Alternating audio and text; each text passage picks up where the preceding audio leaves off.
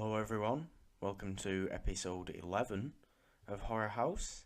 I am Morgan, your host as always, and in this episode we are going to be recapping GrimmFest, which is Manchester's horror film festival that I had the pleasure of going to last weekend. So we're going to be recapping everything that I saw there, as well as having a very exciting interview in the middle of this week's show. And we're going to end with a bit of a show of love to one of the greatest horror writers ever, Mr. Edgar Allan Poe. So stay tuned for that, of course. But yeah, let's get cracking with this. Let's not mess around. Let's get straight into a quick roundup of my experience at GrimmFest 2016. It was the first time I'd ever been to this festival. I've got to say, I really enjoyed it. It was only a small festival, only a very small festival, but I really had a great time there. I saw a lot of really interesting films, and we're going to get into them now. The first film I saw was a film called Broken, which was a really low-budget British film by a director called Sean Robert Smith. It was a very well-acted film, very well-directed film, but very bleak in its sort of tone and its mood, yeah. But it had a surprisingly sort of explosive finale, which contrasted with the bleakness of the rest of the film quite well. I thought I don't tend to be a huge fan of very bleak, very sort of realistically depressing films like this, and Broken definitely is that. But the finale sort of, it lifted it a bit for me. It ended on a very positive note from my point of view anyway.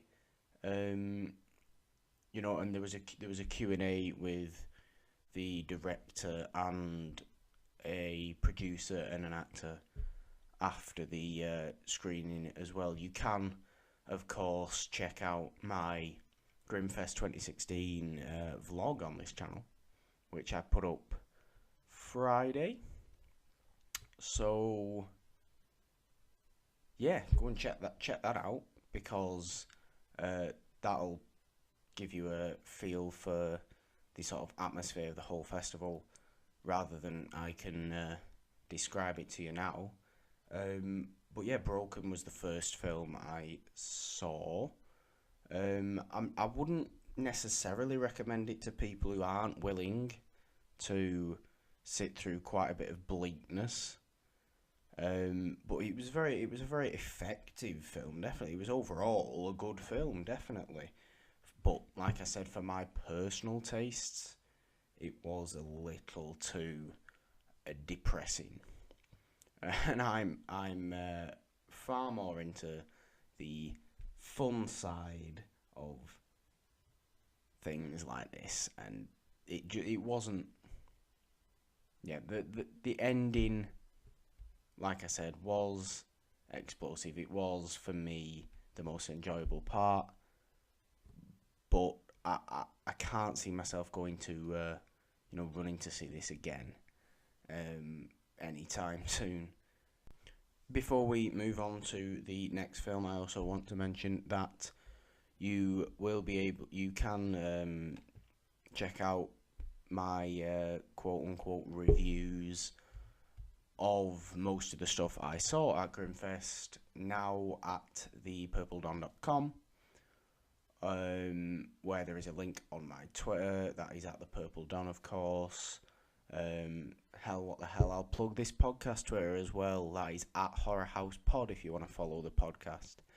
As you can probably tell, this episode is going to be quite quite all over the place, I think. But hopefully that's still okay. So yeah, Broken was on Thursday, and then Friday was a busy day. I saw three films on Friday. The first one I saw was a film called The Unseen, which was really enjoyable. Really enjoyable film. Pretty strange. It was about a man who sort of is turning invisible, but like the invisibility isn't, light-hearted. It's played as a serious condition, and I thought that was really interesting, and it actually worked within the film, which wasn't something I was expecting, really. They did a really good job of making invisibility, which is, a ridiculous thing, feel like a legitimate condition, which, yeah, I personally really liked that. But it was more of a story about family, with the main guy, the father, called Bob.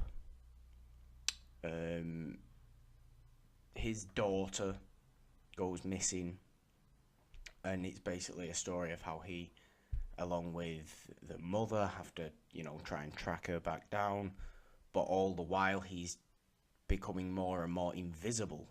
It's a really weird premise, and I mean, like I said, the invisibility is played as a serious condition. I mean, it's mentioned that Bob had to give up a career in professional hockey in the NHL because of his condition. It's very strange, but I really did think it worked. I had a really sort of enjoyable time watching The Unseen. It was directed by a guy called Jeff Redknapp, who's more known for makeup effects and special effects and stuff like that on stuff like Cabin in the Woods and Deadpool.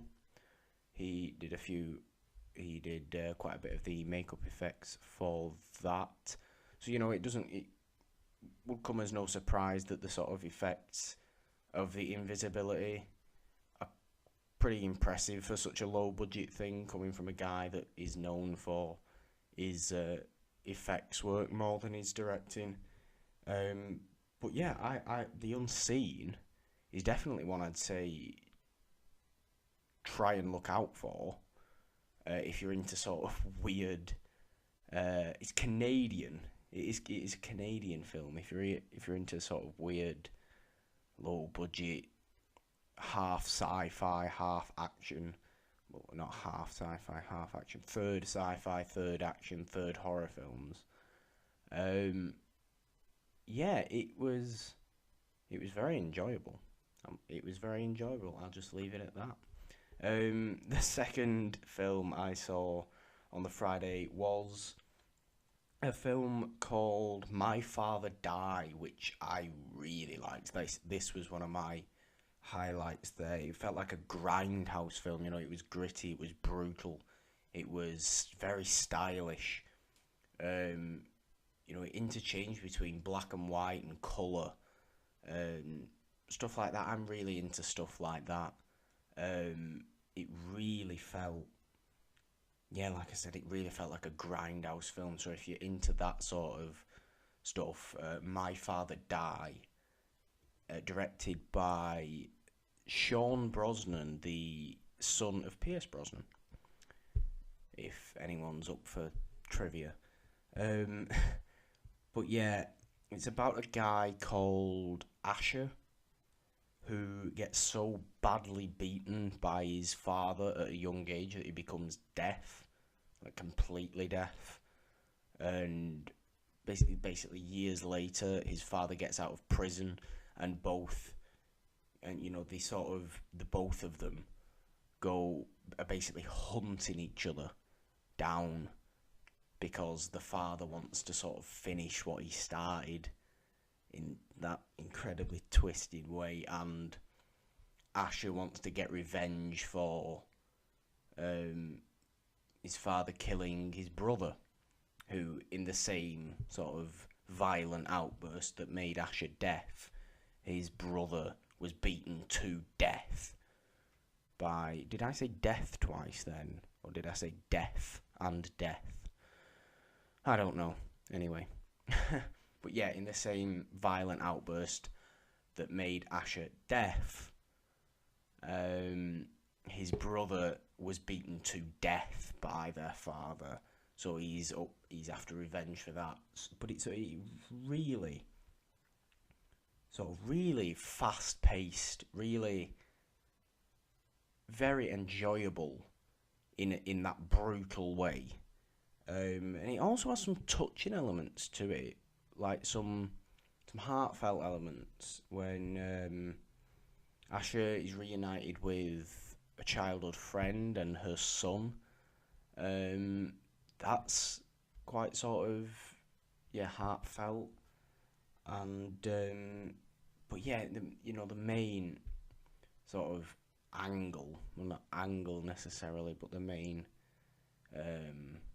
element of this film is the sort of hunt that both Asher and his father are on for each other, and it is so wonderfully violent, and it's definitely one that you should keep your eyes open for. I think if you're into grindhouse type stuff, definitely My Father Died is one you should be looking out for.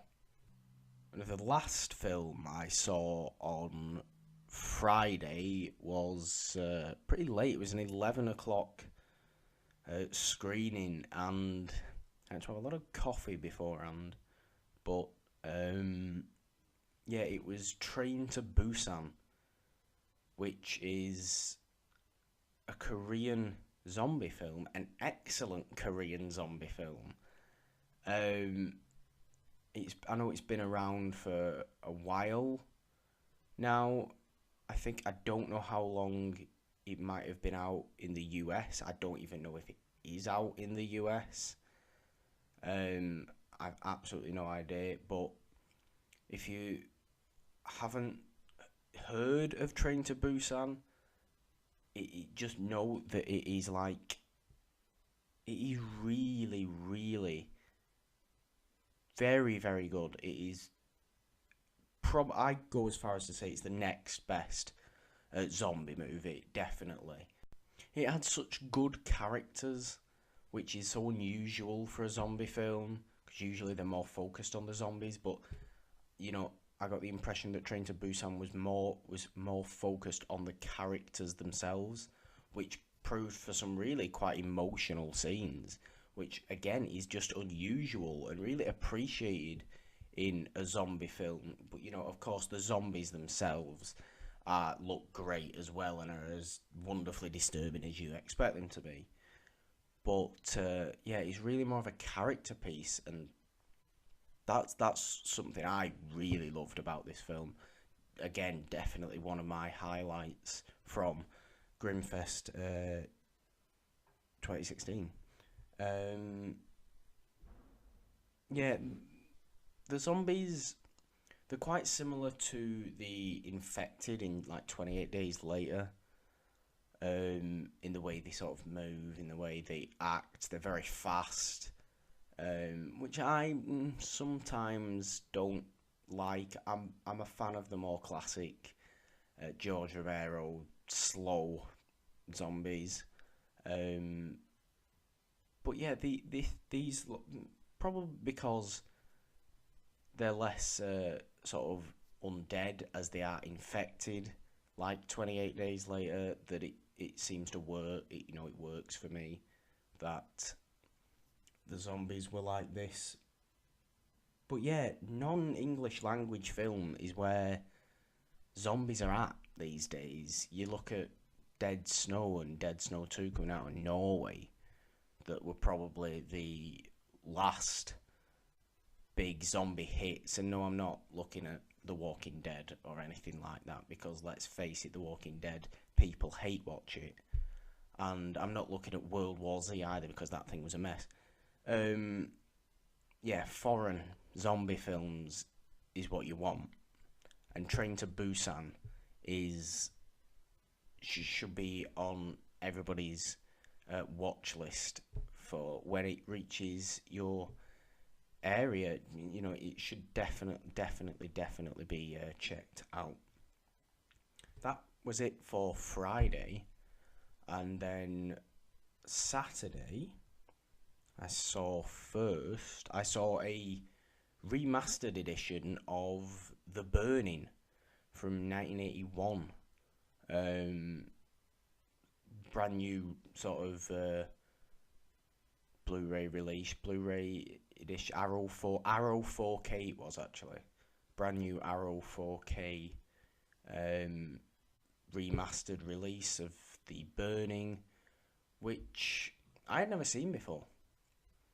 So yeah, so I had that sort of. I think pretty much everyone else in that screening had probably seen it before, but no, I hadn't. You know, it felt like a pretty standard slasher. But you know, I can watch slashers for days, so that didn't really affect my enjoyment of it at all. A standard slasher to me is proves for a good slasher, so that was perfectly great. And highlight was seeing Jason Alexander. Of course, years before he'd become a household name as George from Seinfeld. But so yeah, that was interesting. But yeah, the weapon of choice as well, a pair of garden shears. I love that. I always love sort of different weapons of choice. I'm not, you know, the standard Michael Myers standard kitchen knife can only go so far.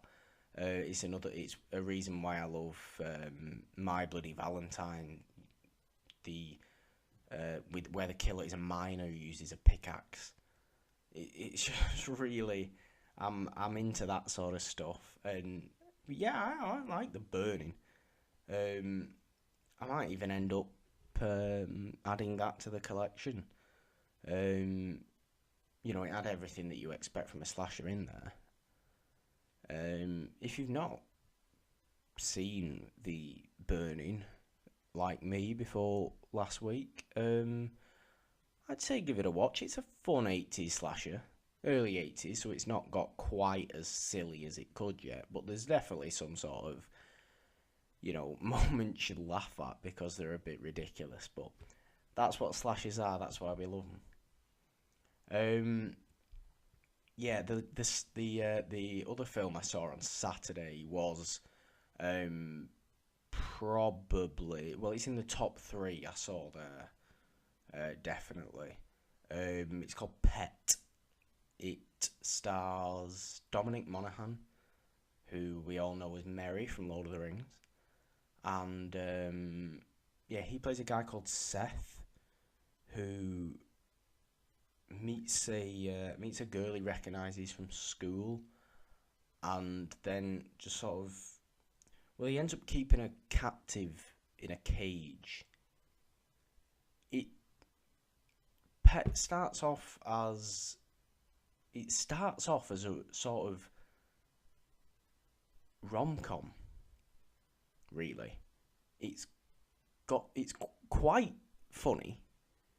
It's certainly a romance film, and I said that in my sort of written quote-unquote review that you can, of course, check out.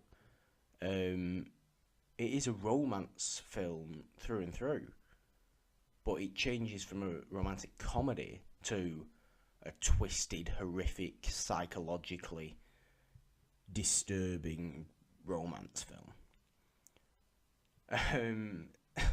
After the first sort of half an hour, it's got so many twists in it that I was compelled from start to finish during Pet. It really gripped me. It had the great performances as well. From both Monaghan and Ksenia Solo, I think that's how you say her name, who played Holly, the girl he captured. But yeah, I mean, you think Seth's gonna be the one that's insane. You know, it's not necessarily he's the more insane character in this film. It's the story is written very, very well. Not in a sense that you can't follow what's going on at all. And in a film with as many twists as this, that could have become a problem. But it really wasn't. It all fit together. And it created one of my highlights from GrimmFest, definitely. Highly recommend Pet. It also had quite a surprising amount of blood for a psychologically twisted film that plays more in the mind, which of course I appreciated, being a fan of that sort of stuff. Just made me love this film more, really. But yeah, Pet is one again that you should be looking out for. And yeah, okay, so beginning to wrap up this quick recap of GrimmFest, we have my absolute highlight of the festival, and it ends up being the last film I saw. I saw this last Sunday. And that is Tonight She Comes. A gory, satanic, brutally hilarious, very fun film, with just the most insane practical effects I've seen in a long time. It was a mix of slasher and religious cult horror film. It's very difficult to describe because it just gets more and more insane as it goes on. And that's something I just loved about this one. I really, really did love this one. But let's not carry on with me talking about this film. Although it was probably the perfect film for me to end GrimmFest on, I did absolutely love it. I have a surprise for everyone listening right now. Guys, I am so pleased to welcome to HorrorHouse the director of one of my absolute favourites that I saw at GrimmFest 2016, the director of Tonight She Comes, Mr. Matt STUERTZ. Hey, super happy to be here. I appreciate you. I really, really do appreciate you coming on. I just wanted to talk a bit about probably what was, certainly for me, the highlight of Tonight She Comes, and that was the insane amount of gore in the film. And I'm sure you'll agree that it was so sort of outrageous, but as a fan of gore, it's really something that I can love. So I just wanted to ask what is maybe your favourite gory moment in horror, and what specifically did you perhaps take inspiration from when making Tonight She Comes? Oh man, you give me a hard question right there. Oh yeah. But I don't know. Probably, I mean, could I say the entire movie Reanimator? Yes, of course. I don't know, but that's totally like the level of stuff that I was like getting inspiration from. It's just the like super over the top. Yeah. But not so over the top that it's just like cheesy. Like no, it's a little bit. It's it's like a heightened kind of crazy reality, but there's still like a little bit of realism in it. So it's like, it's not meant to like freak you out or, you know, make you like too sick. I think a little people did, some people at my movie did get a little bit sick. Yeah. But it's definitely, I was going for like the fun, over the top gore, just like super extreme, but you know, not quite like trauma level. Yeah. But yeah, totally that 80s vibe, and you know, like The Thing, of course, John Carpenter, and just kind of like that sort of like mid 80s slasher film, and just kind of like crazy over the top gore vibe is what I was going for. Yeah, well, great. I mean, it didn't come off as cheesy at all to me, and I don't think anyone else in that world premiere screening, of course, at GrimmFest, thought it was cheesy at all. It was incredibly sort of disgusting to watch, but in that way that we as, you know, fans of this sort of stuff love. Yeah, so presumably your sort of favourite subgenre of horror is that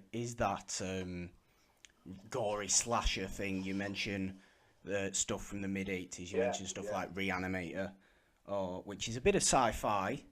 But is there any sort of other subgenres that you admire or maybe took inspiration from when making Tonight She Comes?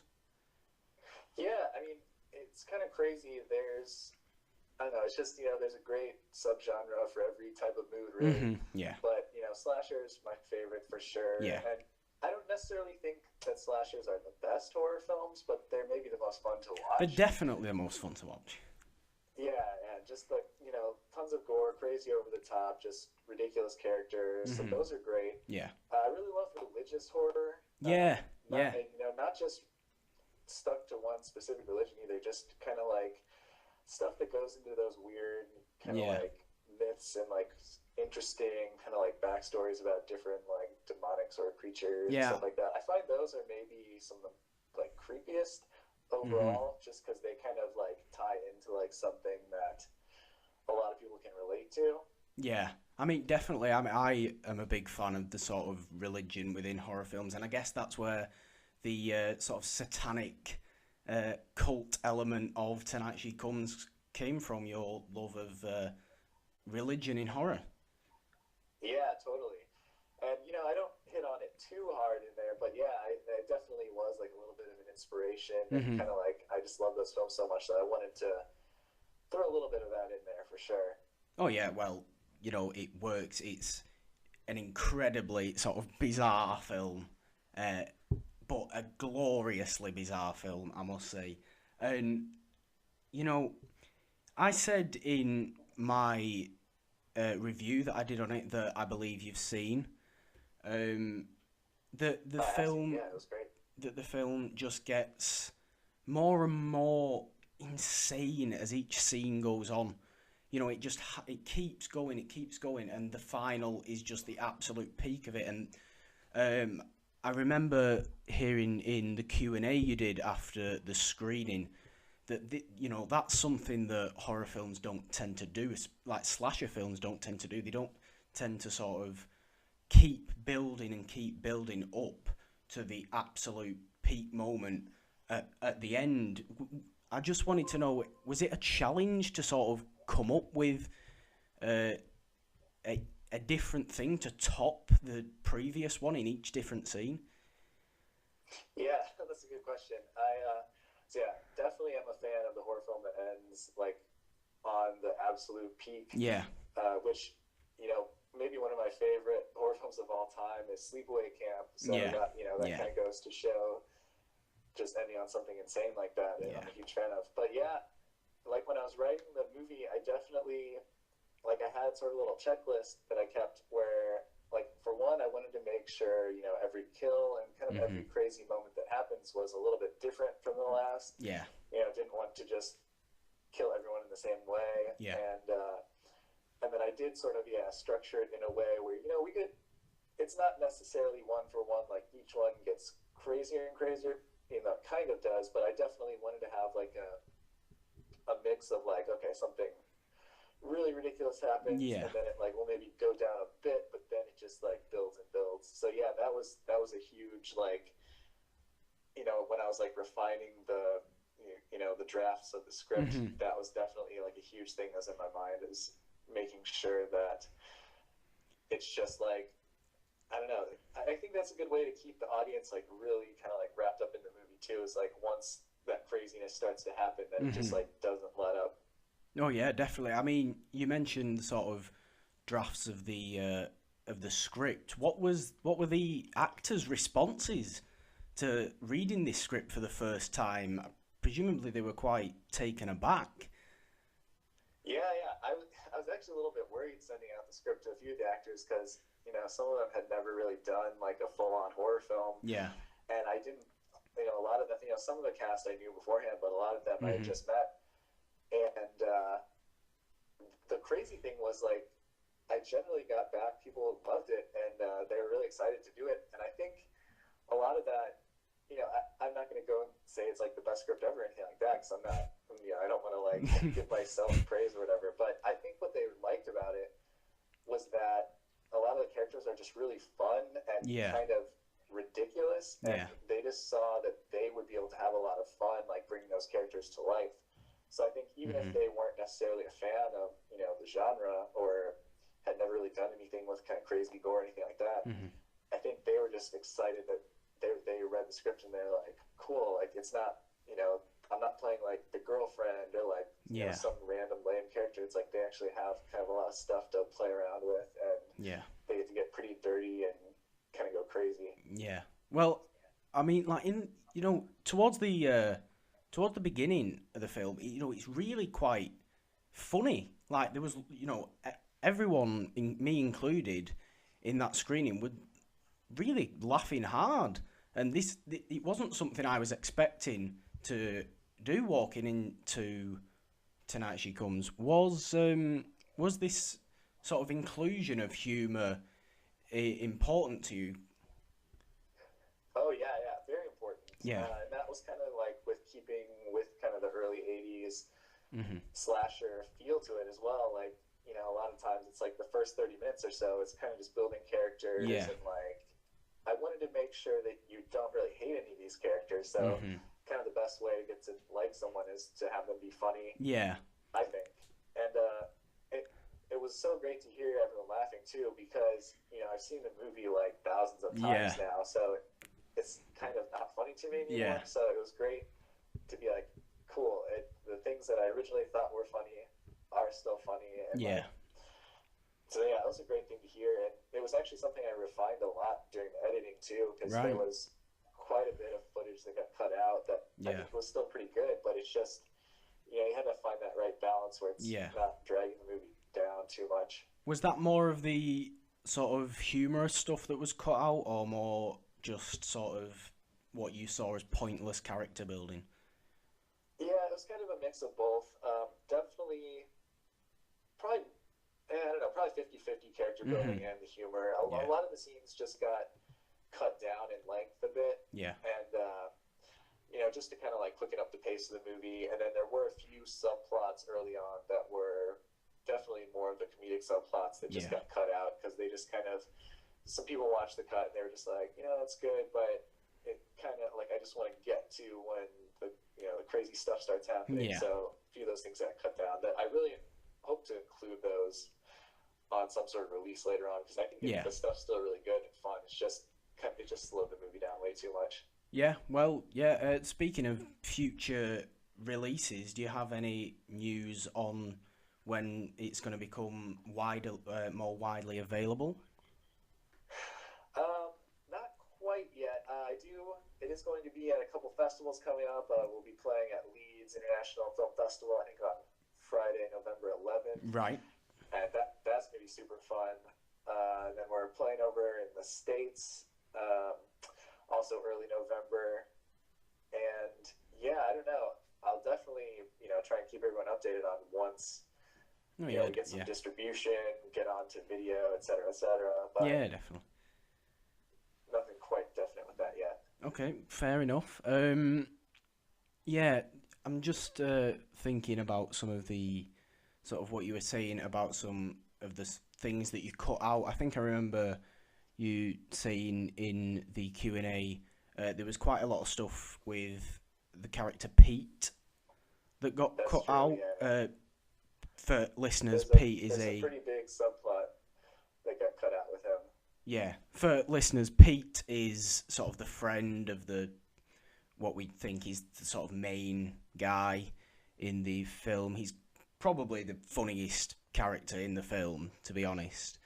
But I would say so. Yeah, it seemed like anytime he was on screen, people were laughing, which I was really happy to hear.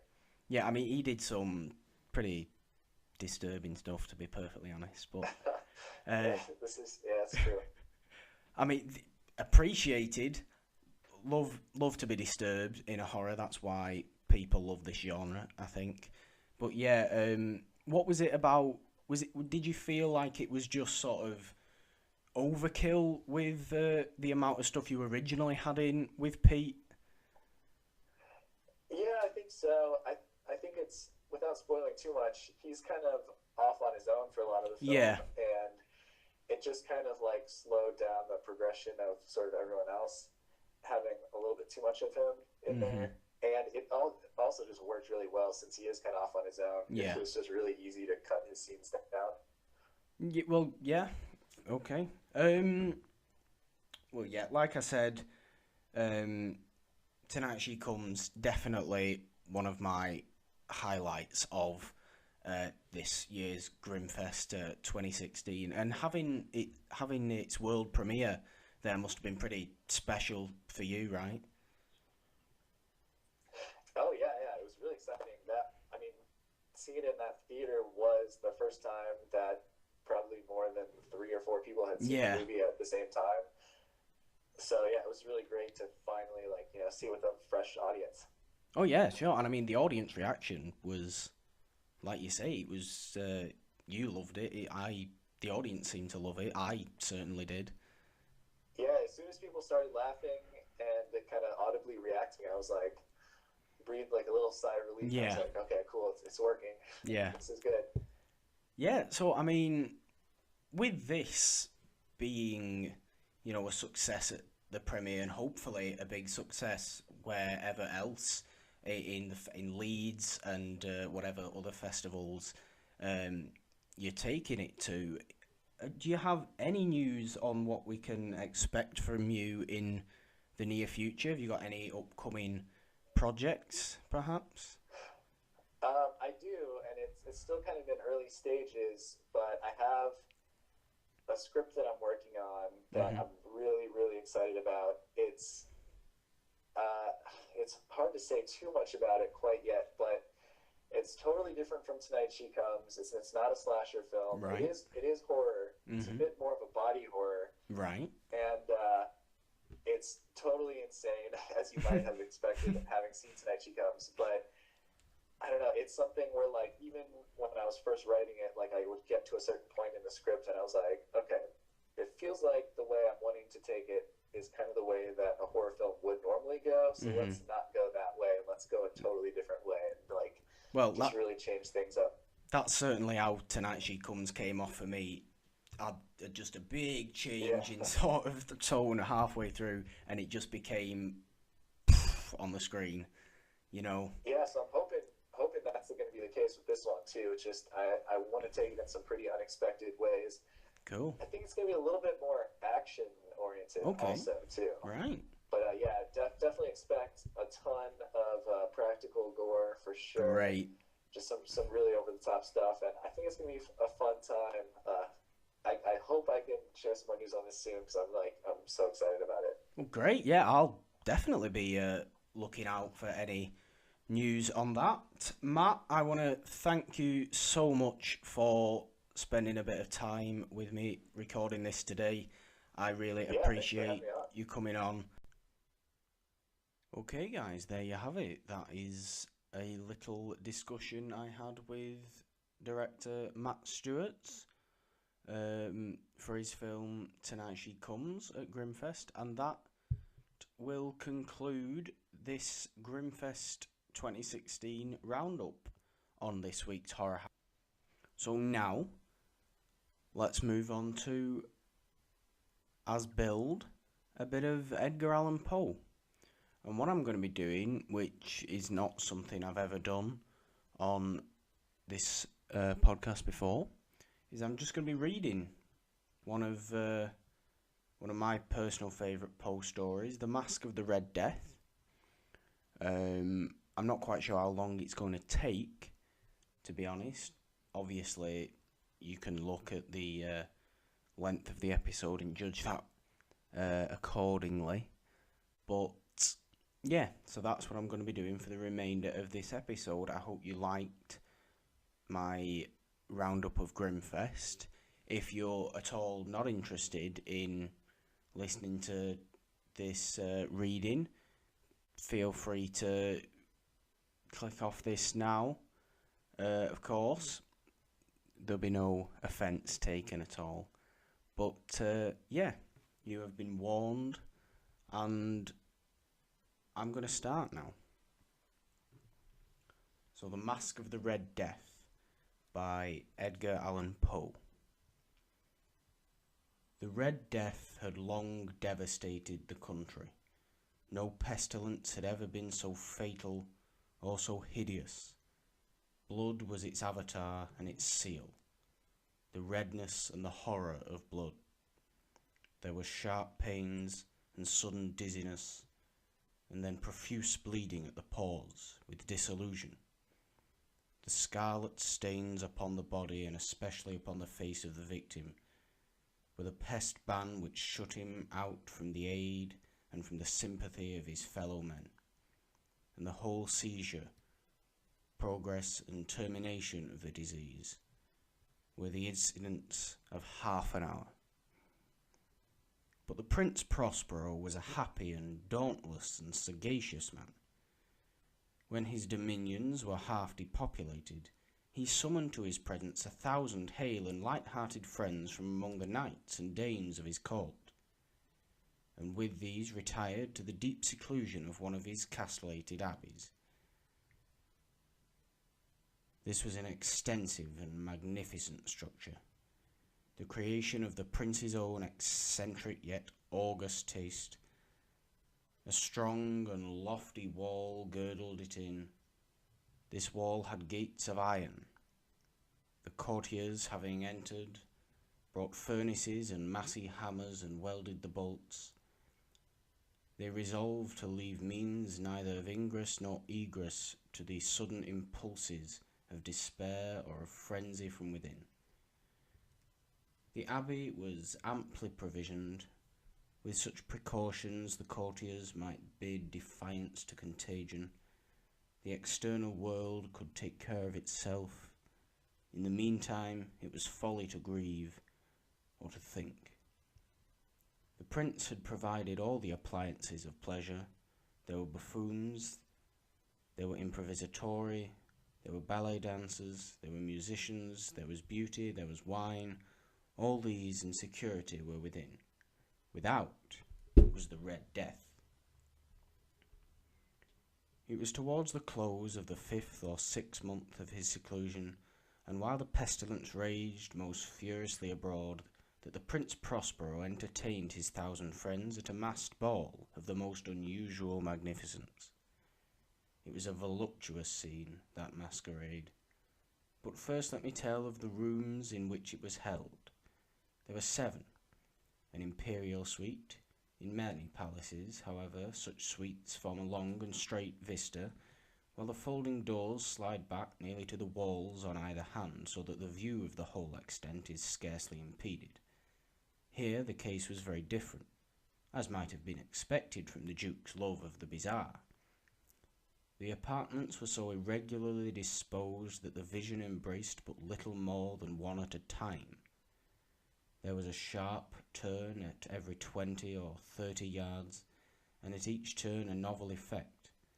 To the right and left, in the middle of each wall, a tall and narrow Gothic window looked out upon a closed corridor which pursued the windings of the suite. These windows were of stained glass, whose colour varied in accordance with the prevailing hue of the decorations of the chamber into which it opened. That at the eastern extremity was hung, for example, in blue, and vividly blue were its windows. The second chamber was purple in its ornaments and tapestries, and here the panes were purple. The third was green throughout, and so were the casements. The fourth was furnished and lighted with orange, the fifth with white, the sixth with violet. The seventh apartment was closely shrouded in black velvet tapestries that hung all over the ceiling and down the walls, falling in heavy folds upon a carpet of the same material and hue. But in this chamber only, the colour of the windows failed to correspond with the decorations. The panes here were scarlet, a deep blood colour. Now in no one of the 7 apartments was there any lamp or candelabrum, amid the profusion of golden ornaments that lay scattered to and fro or depended from the roof.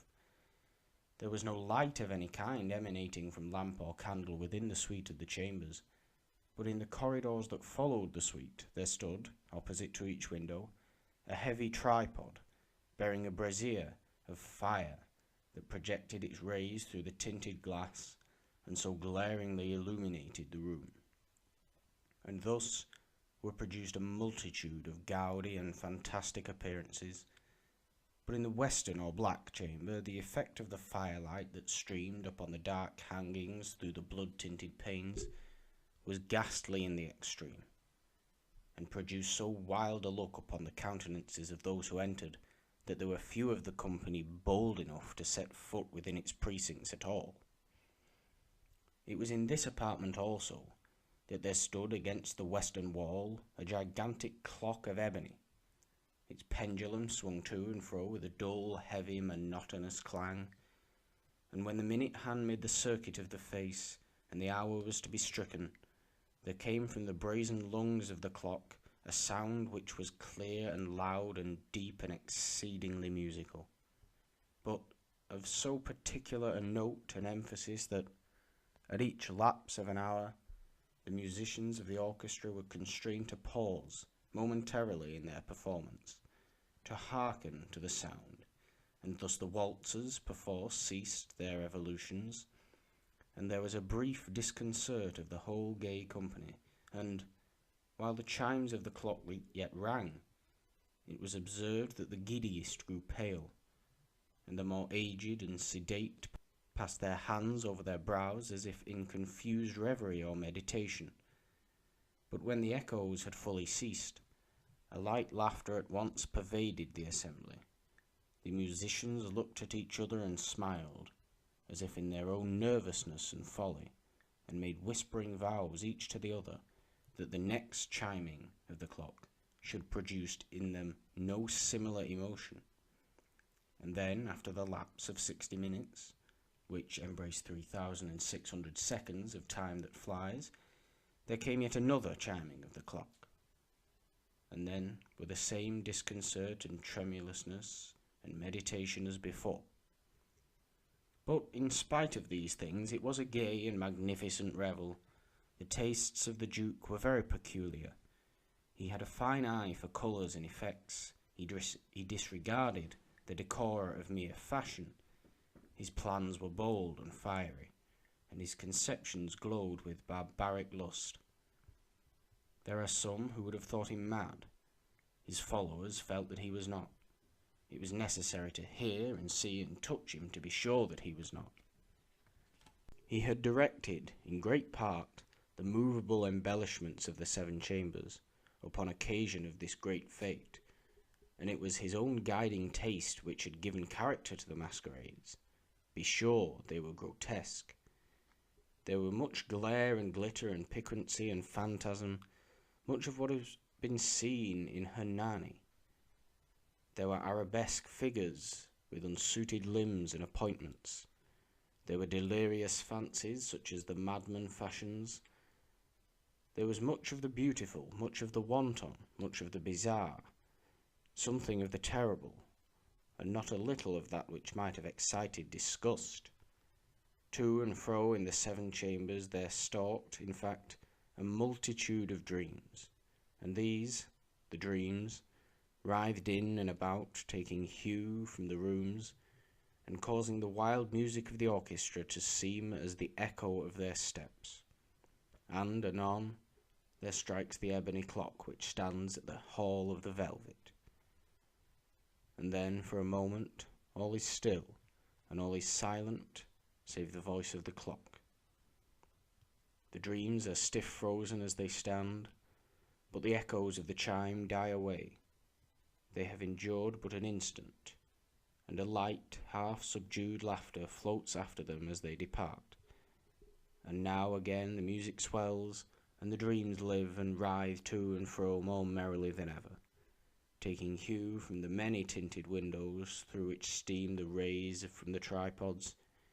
But to the chamber which lies most westwardly of the seven, there are now none of the maskers who venture, for the night is waning away, and there flows a ruddier light through the blood-coloured panes, and the blackness of the sable drapery appalls. And to him whose foot falls upon the sable carpet, there comes from the near clock of ebony a muffled peal more solemnly emphatic than any which reaches their ears who indulge in the more remote gaieties of the other apartments. But these other apartments were densely crowded, and in them beat feverishly the heart of life, and the revel went whirringly on, until at length there commenced the sounding of midnight upon the clock. And then the music ceased, as I have told, and the evolutions of the waltzers were quieted, and there was an uneasy cessation of all things as before.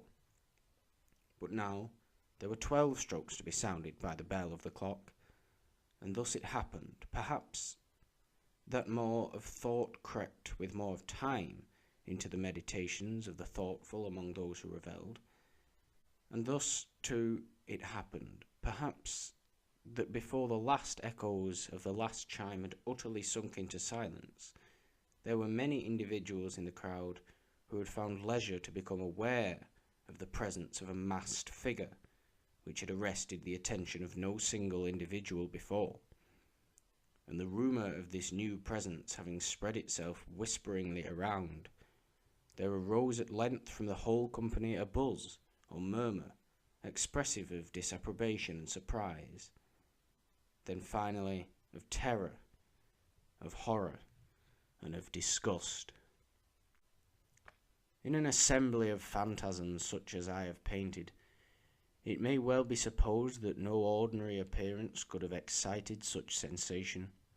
In truth, the masquerade license of the night was nearly unlimited, but the figure in question had out-Heroded Herod, and gone beyond the bounds of even the prince's indefinite decorum.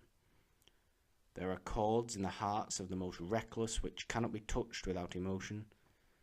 Even with the utterly lost, to whom life and death are equally jests, there are matters of which no jest can be made.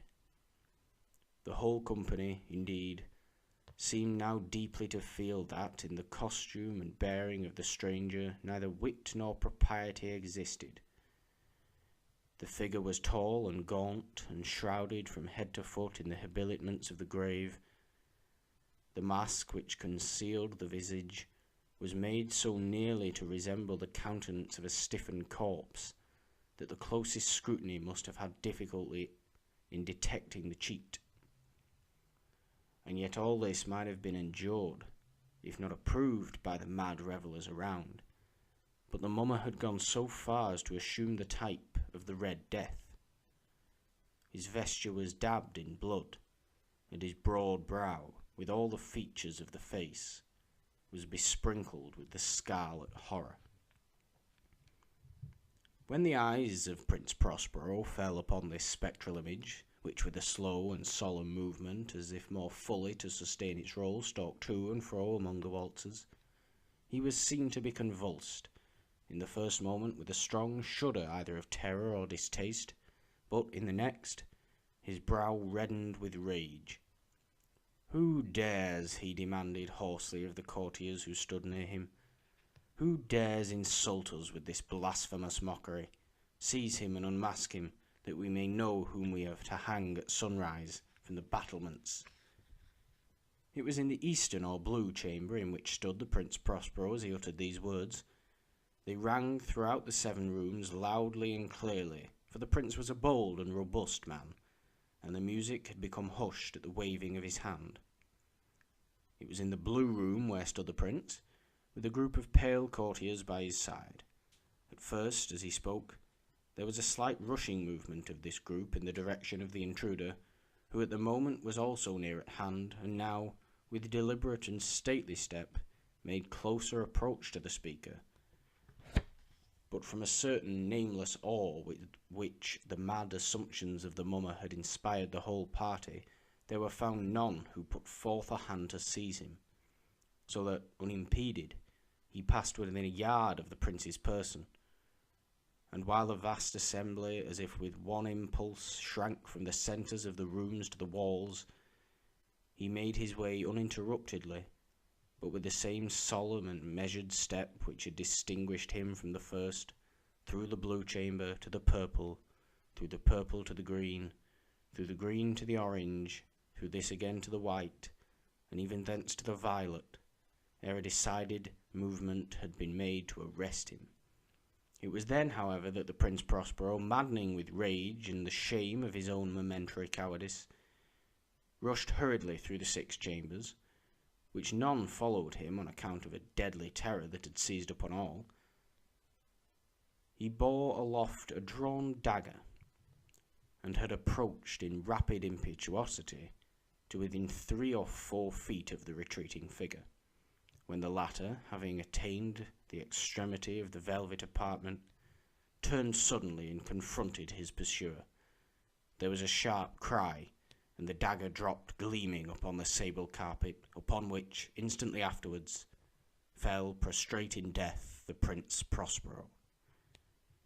Then, summoning the wild courage of despair, a throng of the revellers at once threw themselves into the black apartment, and seizing the mummer, whose tall figure stood erect and motionless within the shadow of the ebony clock, gasped in unutterable horror at finding the grave cerements and corpse-like mask which they handled with so violent a rudeness untenanted by any tangible form. And now was acknowledged the presence of the Red Death. He had come like a thief in the night, and one by one dropped the revellers into the blood-bedewed halls of their revel, and died each in the despairing posture of his fall.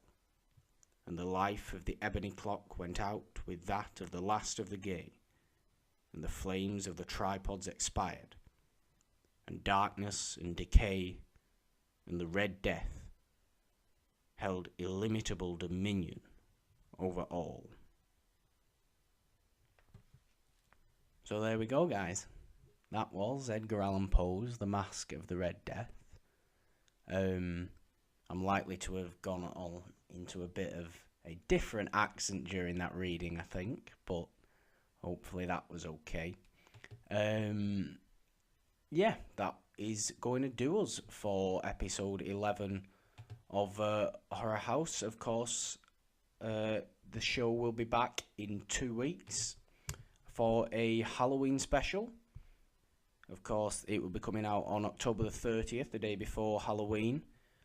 So keep checking out for that.